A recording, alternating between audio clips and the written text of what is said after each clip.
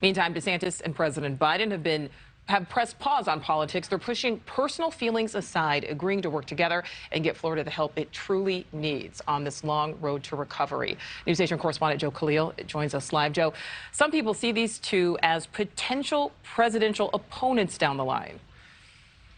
It is entirely possible, Nichole, that in 2024 we have a Biden-DeSantis matchup. Governor DeSantis is the most likely Republican to become the nominee outside of Donald Trump. And so, yeah, it may seem slimy to ask the question, but politically, while these two are working together on Hurricane Ian, they have to ask themselves, how close is too close?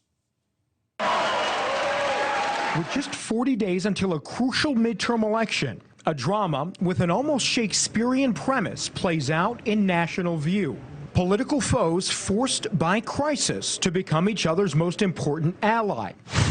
Enter President Joe Biden and Governor Ron DeSantis. He said, all hands on deck, that he wants to be helpful. And he said, ask whatever you need, ask us. DeSantis put aside politics and praised the Biden administration for its willingness to help Florida deal with Hurricane Ian.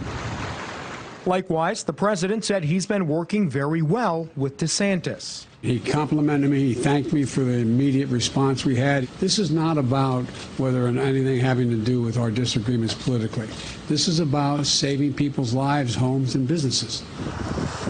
The two leaders also worked closely following the Surfside condo collapse. And while voters like seeing unity in crisis, base voters do have their limits. Following Hurricane Sandy, then Governor Chris Christie and President Obama worked side by side, even sharing a warm handshake. Politically, Christie paid for it when 3 years later he ran for his party's nomination for president.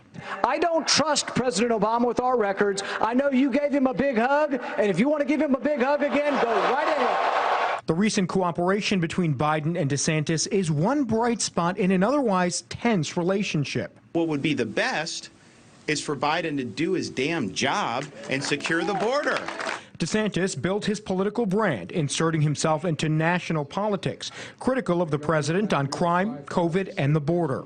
The Biden administration equally critical of DeSantis, most recently calling his sending migrants to Martha's Vineyard shameful.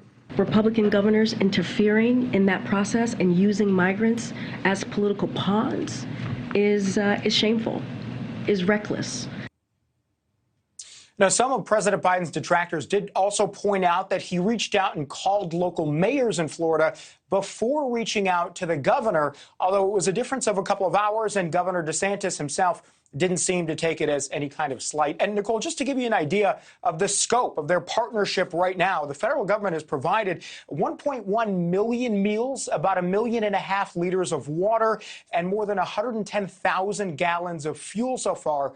Those numbers expected to go up as the recovery continues. Nichole? Yes, certainly. All right, Joe, thank you. Thank you for watching. Go to newsnationnow.com to find NewsNation on your television provider. And don't forget to click the red subscribe button below to get more of NewsNation's fact-driven, unbiased coverage.